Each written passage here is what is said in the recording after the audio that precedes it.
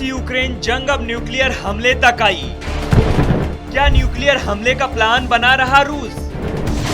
NATO देशों को Moscow की चेतावनी। रूस और यूक्रेन युद्ध शुरू हुए करीब 2.5 साल से अधिक का समय बीत चुका है। दोनों देश युद्ध में पीछे हटने को तैयार नहीं हैं। लेकिन अब ये युद्ध बेहद खतरनाक स्थिति में है। न्यूक्लियर हमले तक की बात आ गई है। रूस के विदेश मंत्री ने पश्चिमी देशों को धमकी दी है। उन्होंने कहा है कि मॉस्को अपने परमाणु नीति में बदलाव कर रहा है।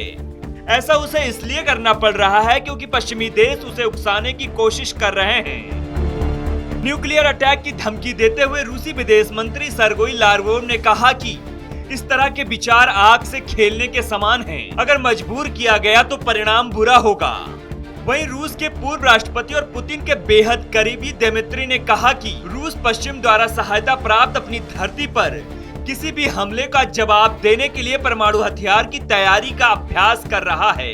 उन्होंने कहा कि कोई भी प्रतिक्रिया यूक्रेन तक सीमित नहीं होगी।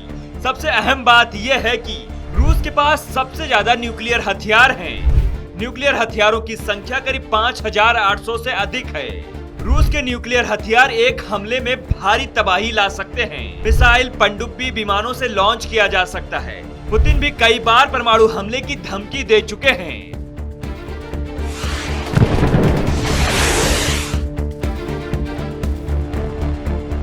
ये कोई पहला मौका नहीं है जब रूस ने यूक्रेन के साथ जारी जंग पर न्यूक्लियर हमले की धमकी दी हो।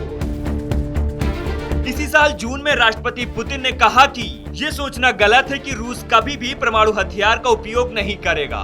उन्होंने कहा कि कुछ परिस्थितियों में जवाब सिर्फ कीव तक नहीं दिया जाएगा। इसमें सिर्फ विस्फोटक नहीं होगा बल्कि विशेष गोला बारूद भी शामिल होगा। इस बीच रूस ने खार्किव से लेकर कीव तक ताबड़तोड़ हमले शुरू कर दिए हैं। दावा किया जा रहा है कि हर रोज रूसी सेना 3 किलोमीटर तक आगे बढ़ रही है। मतलब रूस यूक्रेन को हर मोर्चे पर जवाब दे रहा है। पुतिन की सेना ने जेलेंस्की को अपने चक्रव्यूह में फंसा दिया है। इधर अपनी रक्षा के लिए जेलेंस्की ने अपने सहयोगी देशों से मदद की गुहार लगाई है। उन्होंने रूस पर हमला करने के लिए लंबी दूरी की मिसाइलों की मांग की है। फिलहाल ये युद्ध ऐसे मोड़ पर आ गया है कि दोनों देश पीछे हटने को तैयार नहीं हैं।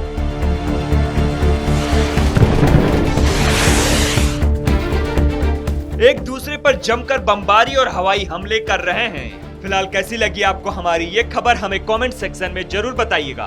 ऐसे ही खबरों के लिए बने रहिए आर भारत ओरिजिनल के साथ।